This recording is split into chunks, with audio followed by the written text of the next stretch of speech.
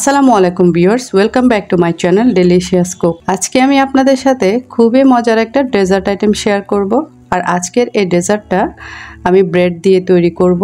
কোনো প্রকার চুলার ঝামেলা ছাড়াই কিন্তু আপনারা মাত্র 5 মিনিটে এই ডেজার্টটা ঝটপট তৈরি করে নিতে পারবেন। এছাড়াও যে কোনো পার্টি কিংবা ওকেশনেও এই ডেজার্টটা আপনারা ইজিলি তৈরি করে নিতে পারেন। আর এটা খেতে এত বেশি ইয়ামি আর টেস্টি হয় যে মুখে দিলেই কিন্তু মিলিয়ে যায়। তাই ছোট বড় সকলে ভীষণ পছন্দ করবে এই ডেজার্টটা। আশা করছি আপনাদের কাছেও ভালো লাগবে। তাহলে চলুন রেসিপিটা শুরু করি। তো আজকের ডেজার্টটা তৈরি করার জন্য আমি এখানে প্রথমে 3 পিস হোয়াইট ব্রেড নিয়েছি।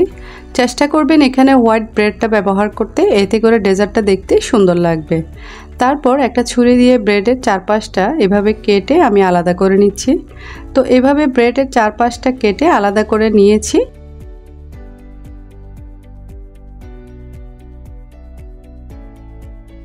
এবার একটা বাটিতে নিয়ে নিচ্ছি 1 কাপ লিকুইড মিল্ক। আর এই লিকুইড মিল্কটা আমি আগে থেকে জাল করে ঠান্ডা করে নিয়েছি। এবার এর মধ্যে দিয়ে দিচ্ছি 2 টেবিল চামচ চিনি।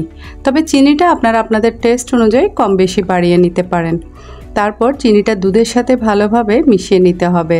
তো মেশানো হয়ে এলে এখন আমি একটা ব্রেড স্লাইস নিয়ে এইভাবে দুধের মধ্যে হালকা একটু উল্টে পাল্টে ভিজিয়ে নিচ্ছি।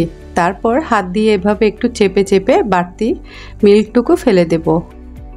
আর আপনারা দেখে নিশ্চয়ই বুঝতে পারছেন যে আমি কিভাবে এই কাজটা করছি। তবে এই কাজটা একটু সাবধানে করতে হবে যাতে ব্রেডগুলো ভেঙে না যায়। তো আমি এটাকে এখন একটা সাইডে রেখে দিচ্ছি।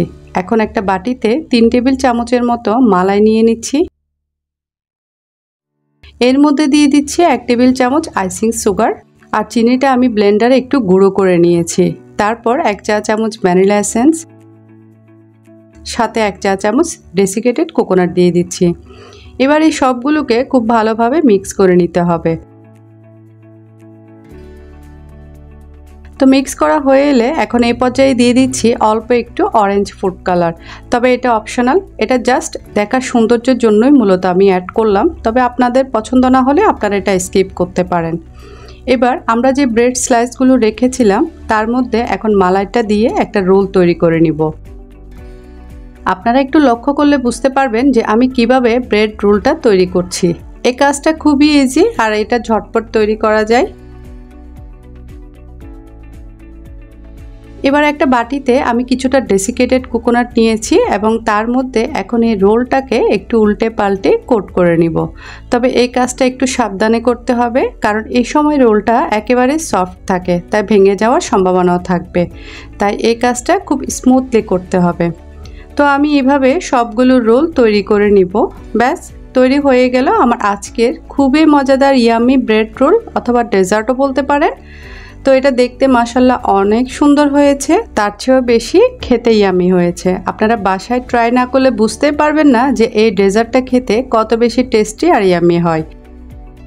তার রেসিপিটি বাসায় একবার হলেও অন্তত ট্রাই করবেন। আশা করছি আপনাদের সকলের কাছে ভীষণ ভালো লাগবে। আর ভালো লাগলে বরাবরের মতো আমার ভিডিওতে একটা লাইক দিবেন, শেয়ার করবেন। সেই সাথে এই ধরনের নতুন নতুন ইজি রেসিপিগুলো পেতে আমার ইউটিউব চ্যানেলটি সাবস্ক্রাইব করবেন। আর ফেসবুক পেজে একটা লাইক ফলো দিয়ে পাশে থাকবেন। তো আজকে এই পর্যন্তই। পরবর্তী ভিডিও দেখার আমন্ত্রণ জানিয়ে এখানেই বিদায় নিচ্ছি। আল্লাহ হাফেজ।